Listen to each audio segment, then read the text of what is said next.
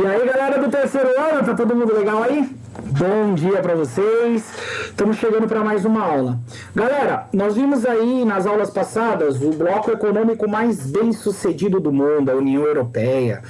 União Europeia que o bloco tem várias coisas, livre circulação de pessoas, livre circulação de serviços, moeda única. Os caras quase formaram um país, né? A ideia mais ou menos era quase um país mesmo.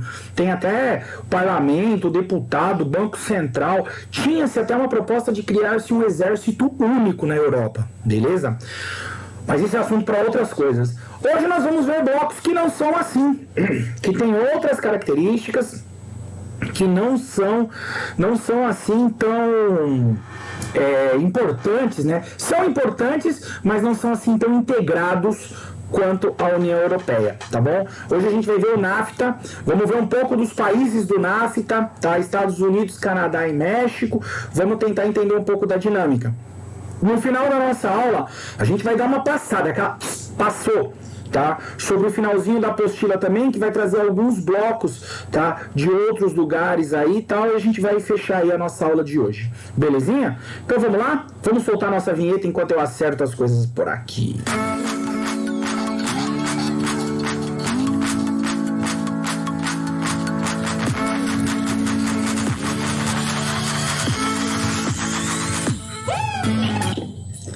Galera, tô com uma música da hora no próximo mês, quando virar o mês só, quando virar, né, acabar o segundo bimestre e for começar o segundo semestre, vou soltar uma vinheta nova com uma música top, vocês vão curtir, hein? Vai mais famoso que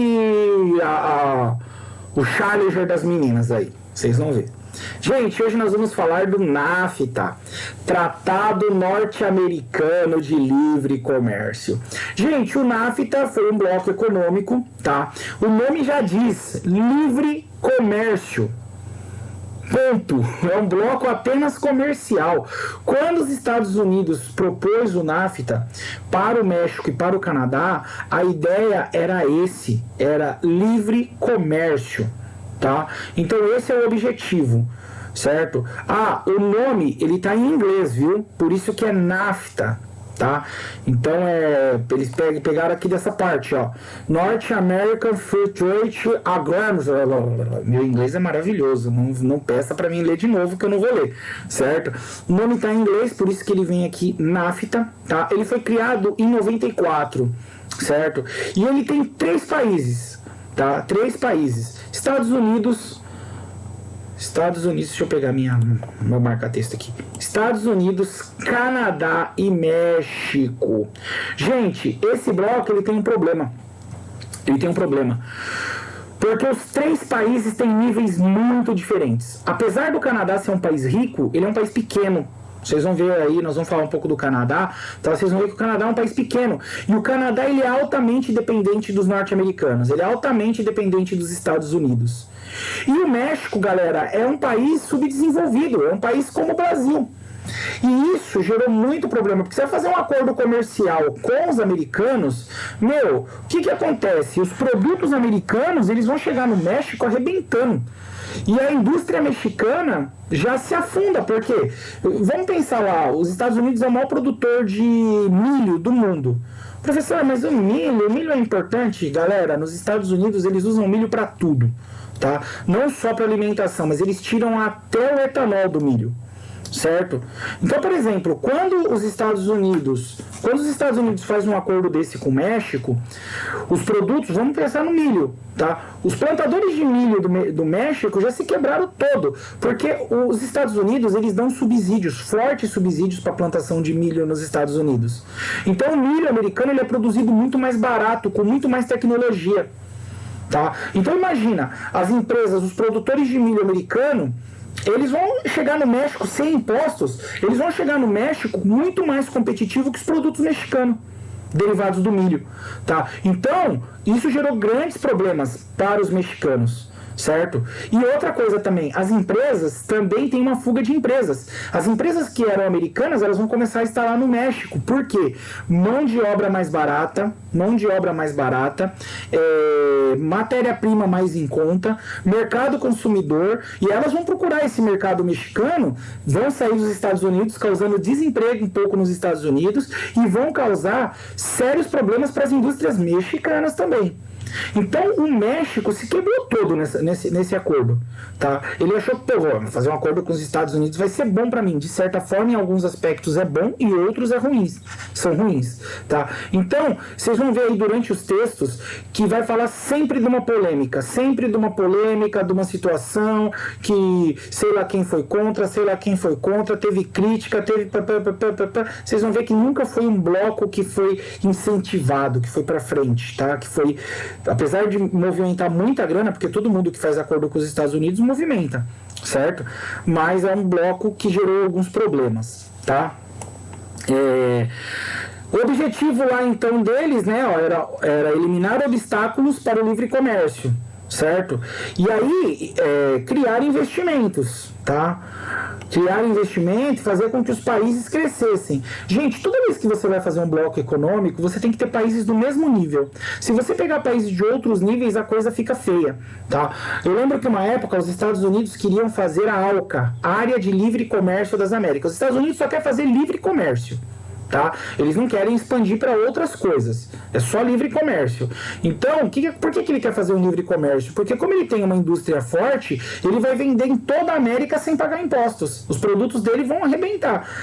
Mas eu posso vender meus produtos para os Estados Unidos também. Tem países que até aguentam. O Brasil aguentaria um bloco econômico com os Estados Unidos, mas os outros da América do Sul aqui não. Então, o que acontece? Esses países ficariam prejudicados. Tá certo? Na época do ALCA, o Brasil não topou, o Brasil não concordou, o Brasil fortaleceu o Mercosul ficou muito forte, tá? E aí os Estados Unidos sempre tá atrás aqui dos países aqui para poder fazer acordo, mas nunca rolou, certo?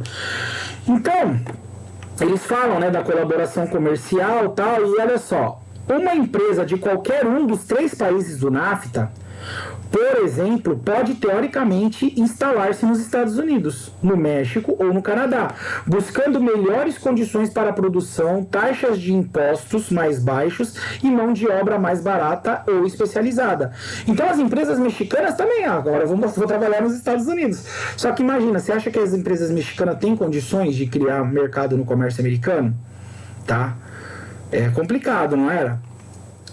Então, olha só, o que fala aqui no texto? Vai falar algumas coisas aqui no texto.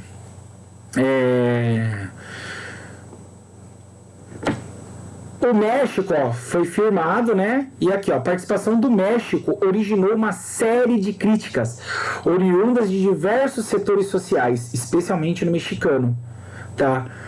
Uma vez que o NAFTA poderia promover a fuga de trabalho desses países em direção ao México, onde a mão de obra é mais barata. Por sua vez, os mexicanos temiam que a entrada maciça de empresas originárias dos países da América do Norte, tá, em seu território causasse a exploração no trabalho, desemprego e falta de competitividade para os produtos nacionais. Foi o que eu já falei lá no começo, só estou mostrando aqui onde é que está no texto. Tá? O fluxo comercial entre Estados Unidos, México e Canadá aumentou significativamente, mas há diferenças no grau de desenvolvimento e nas vantagens comerciais decorrentes do acordo entre os 3 países. Tá? Outro problema, galera, por que os Estados Unidos eles não querem um bloco que seja mais amplo? Imagina o seguinte, se liberar a livre circulação de pessoas do México para os Estados Unidos. Já perceberam? O México ia acabar, o povo ia tudo, até eu que sou tonto ia querer morar nos Estados Unidos. A qualidade de vida é melhor, certo? Então, os Estados Unidos que é só comercial. Tá? Mas mesmo assim nós temos problemas. Tem um número de pessoas que migram para os Estados Unidos diariamente, tá? Outra coisa importante aqui, ó, é esse nome aqui que a gente precisa, ó, maquiladoras. Esse termo maquiladoras, tá, são empresas estrangeiras principalmente dos Estados Unidos, que foram instaladas na fronteira, lá no México, para aproveitar esse baixo custo de produção. Então eles deram esse nome de empresas maquiladoras, tá bom? Guardem isso que é importante. Que mais?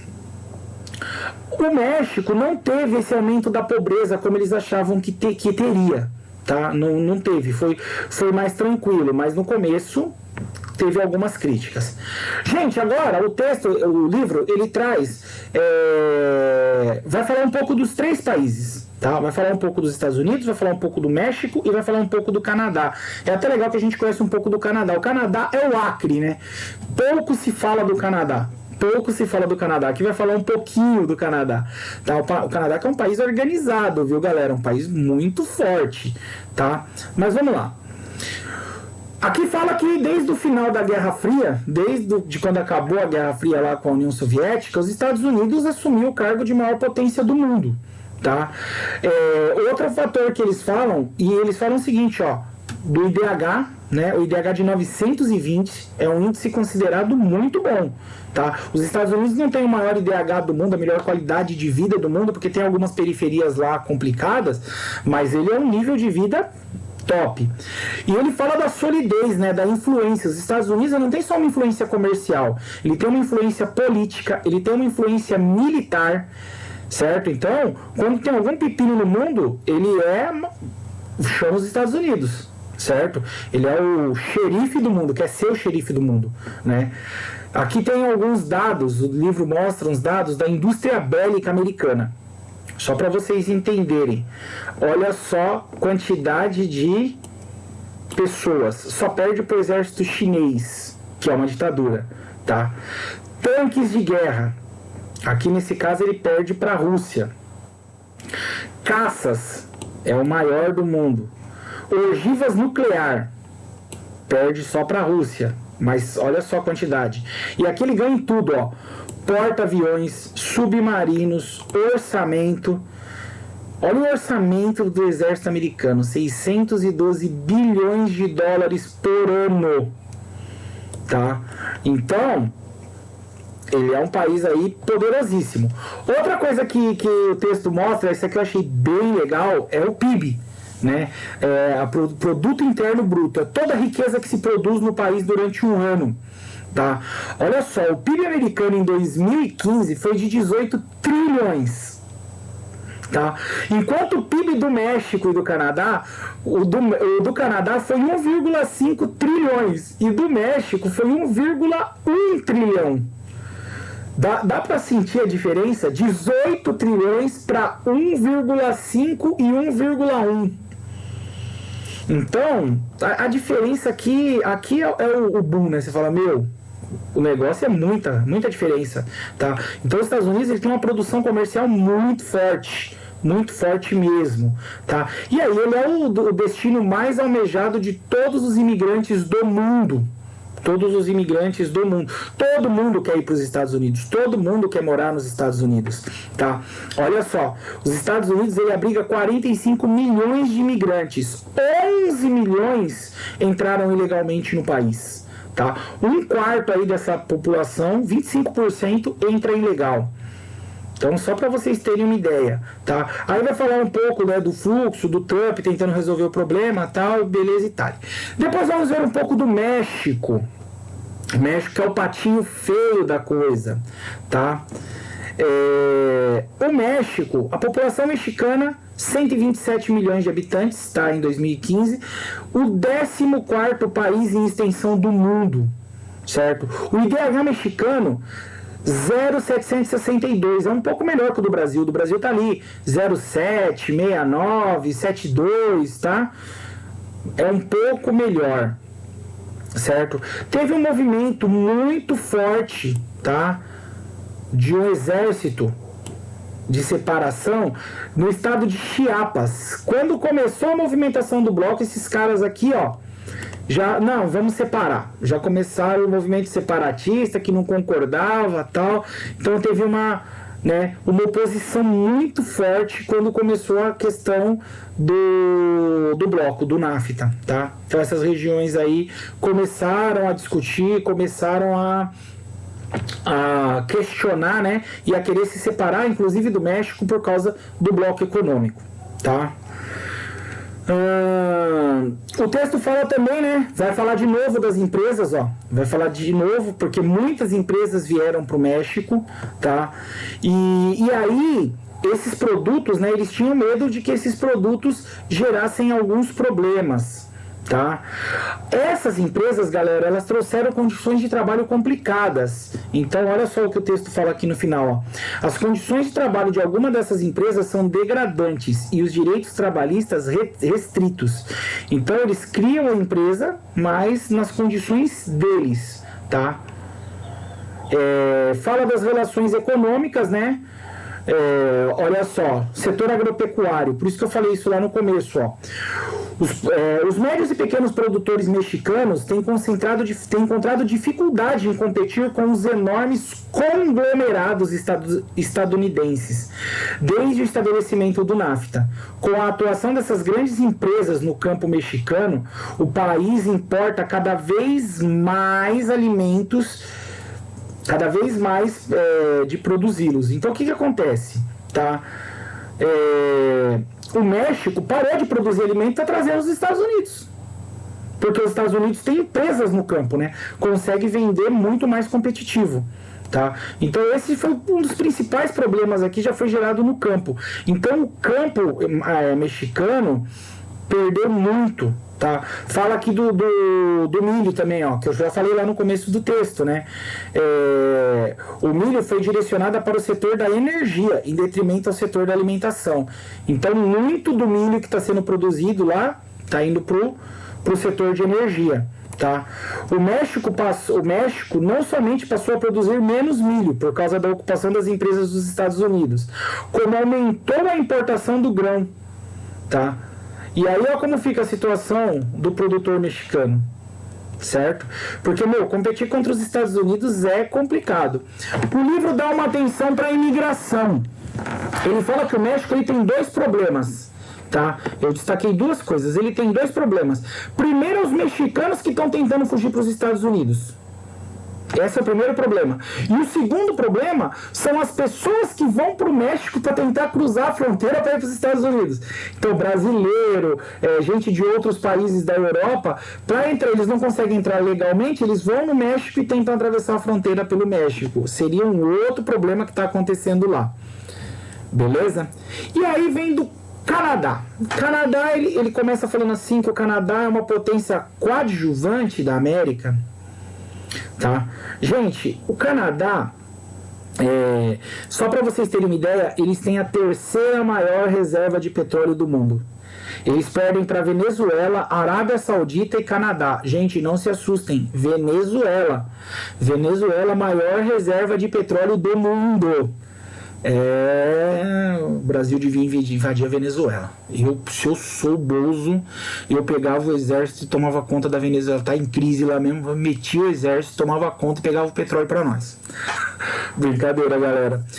Mas olha só, olha os dados do Canadá. Eu quero falar um pouquinho sobre os dados. O IDH do Canadá é de 0,920. Mas olha a população do Canadá. 35 milhões de habitantes. Galera, 35 milhões de habitantes. Só a região metropolitana de São Paulo tem 21 milhões. Dá para entender? É fácil. O país ele é grande, mas a população é pequena. E a população está toda aqui no sul do país. A maior parte. Porque lá no norte é friozão total. Tá? Então, o Canadá tem a 10ª maior economia do mundo, mas o seu desenvolvimento é um desenvolvimento forte. Os textos aqui vai falar o seguinte, que o Canadá só é o que é por causa dos Estados Unidos. Cada vez mais a dependência norte-americana. Então os Estados Unidos, eles foram investindo no Canadá. Eles foram colocando dinheiro, criando empresas, melhorando. E aí o Canadá, ele virou uma potência por causa da influência americana. Tá? Então, a grande questão, por que os Estados Unidos, gente, por que vocês acham que os Estados Unidos estão investindo no Canadá? Por causa dos lindos olhos dos canadenses? Claro que não, por causa da reserva de petróleo. Petróleo é energia, gente. Petróleo é poder. Quem tem petróleo tem poder hoje, tá? Então, quando o Canadá falou, ó, eu tenho a terceira maior reserva de petróleo do mundo, os Estados Unidos falam, rapaz, senta aqui, vamos conversar, porque me interessa fazer negócio com você. Então, os Estados Unidos têm um parceiro, tem um aliado, certo? E mandam o petróleo para nós, certo? Não vende para mais ninguém, tá? E aí, eles ainda têm jazidas de zinco, urânio, os caras usam para produção de energia, urânio enriquecido, tá? E aí, ó, ele até fala aqui, ó, essas reservas explicam o interesse por trás dos investimentos estadunidenses, tá? Outra coisa também, né? É um país altamente industrializado, a indústria é muito forte lá, tá? E aí ele fala assim, ó, que existe cada vez mais, ó, uma dependência econômica. Fala da fuga de cérebros, né? Muitos canadenses vão morar nos Estados Unidos, tá? E aí tem críticas, né? Que tem muitas críticas dessa dependência canadense, tá? Com os parceiros comerciais norte-americanos, beleza? Galera, algumas atividadezinhas para vocês fazerem. E aí vai falar da Ásia. Vai falar de alguns blocos asiáticos. Na verdade, o texto pincela os blocos, tá? Já era. Então vamos lá. A Ásia, ela tem algumas coisas importantes, tá? Ela tem a Índia crescendo demais. Ela tem alguns países no BRICS, que a gente já viu no passado. E ela tem os tigres asiáticos. Ele vai falar um pouquinho disso tudo aí, tá bom? Então olha só. Primeira questão, blocos econômicos, tá? Já vai direto pro bloco. O bloco, ela só fala quem é.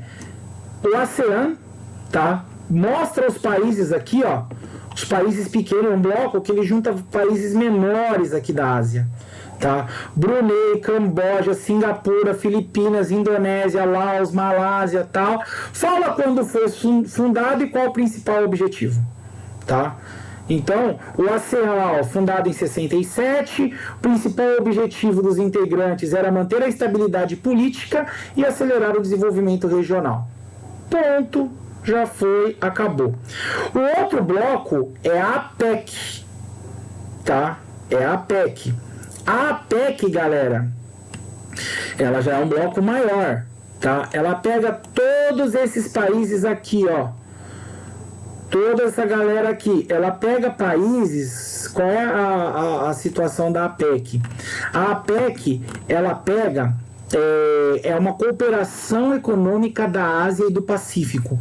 Então ela pega todos os países aqui, ó, que estão em volta do Oceano Pacífico: Chile, Peru, Canadá, Estados Unidos, México, Rússia. Aí vai indo, meu amigo, ó, Rússia, China, Japão, todos esses países, Austrália. Aí, meu amigo, aí o negócio ficou de responsa, hein? Nova Zelândia, olha só o tanto de país do bloco, tá? E eles são países próximos. Quando a gente trata esse mapa, galera, a gente esquece, porque quando a gente vê o mapa mundi, a gente acha que é o Oceano Atlântico que liga muita coisa.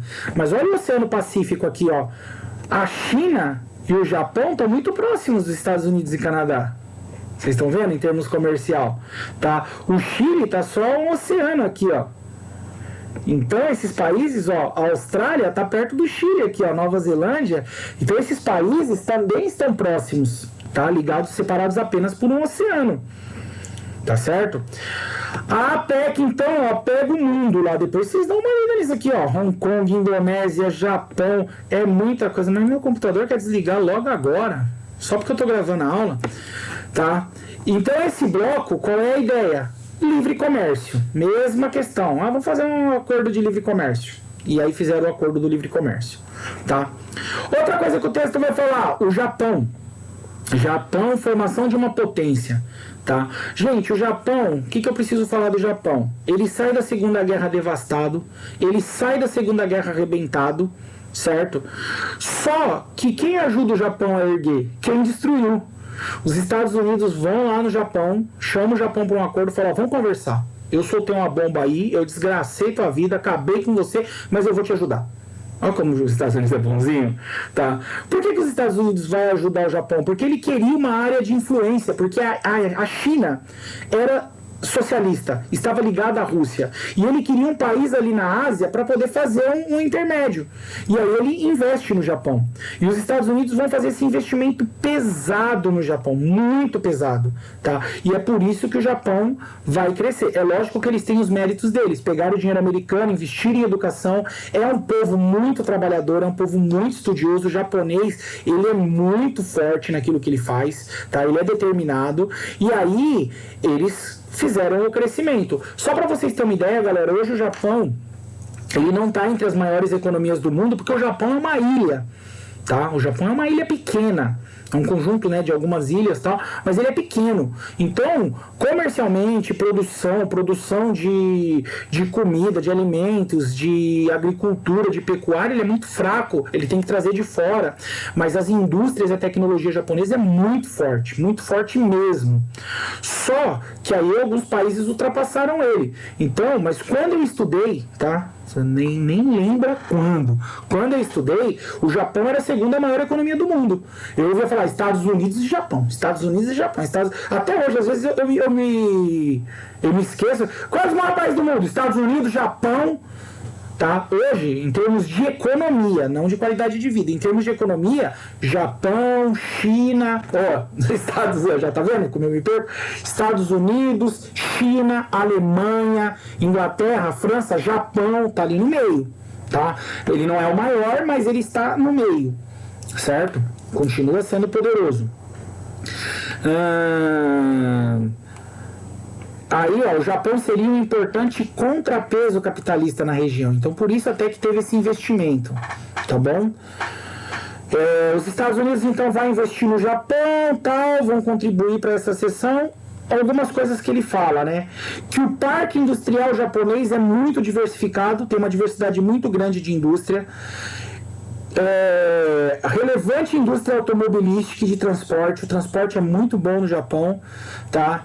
E aí eles vão falar, né, de alguns do toyotismo, tem um papel essencial, tal, a eletricidade.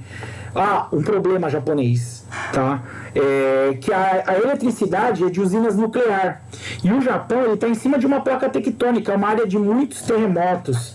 Então, como é uma área de estabilidade geológica, isso é uma coisa que preocupa, porque qualquer terremoto pode ter um vazamento nuclear no Japão. Mostra que algumas empresas japonesas, né, Toyota, Japan, SoftBank, Honda, Nissan, Sony, tá? Que são conglomerados aí muito fortes, certo? Além do Japão, vai falar dos tigres. Galera, o que é o tigre asiático? O tigre asiático é o Brasil da Ásia. São países que eram pobres, que receberam indústrias multinacionais. As indústrias multinacionais começaram a ir para a Ásia, tá? Do mesmo jeito que vieram para o Brasil. Então as indústrias, elas vão para a Ásia, elas começam a produzir em alguns países. Por quais motivos? Por aqueles que a gente já tá de cabelo branco de saber. Tá? Meus cabelos, gostava dos meus cabelos? Tá de cabelos brancos de saber. Quais são os motivos? Mão de obra barata, matéria-prima e mercado consumidor. Tá? E incentivos fiscais, incentivos ambientais, leis ambientais fracas. Então, tipo, posso poluir à vontade, pago o que eu quero pro trabalhador, tenho mão de obra e consigo exportar para o mundo. Então começaram a investir nesses tigres, nesses países. Essas empresas fizeram esses países crescerem. Tá? Os países foram crescendo, foram expandindo e foram ficando importantes. Certo? Foram ficando importantes, assim como o Brasil. Então, eles receberam o nome de tigres asiáticos e novos tigres asiáticos. Então, quem são os tigres, tá? Os primeiros que surgiram: Singapura, Coreia do Sul, Hong Kong e Taiwan. Tá? Isso lá nos anos 70. Beleza? Lá nos anos 70. Aqui, gente, ele fala de uma série de empresas, tá? Chamada de Shaibel. Essas Shaibel são empresas que fabricam vários produtos, tá? Vários produtos, como a Samsung, que tem várias, são grandes conglomerados comandados por famílias, tá? Que ao aliar modernidade e tradição contribuíram para o crescimento econômico da indústria coreana, certo?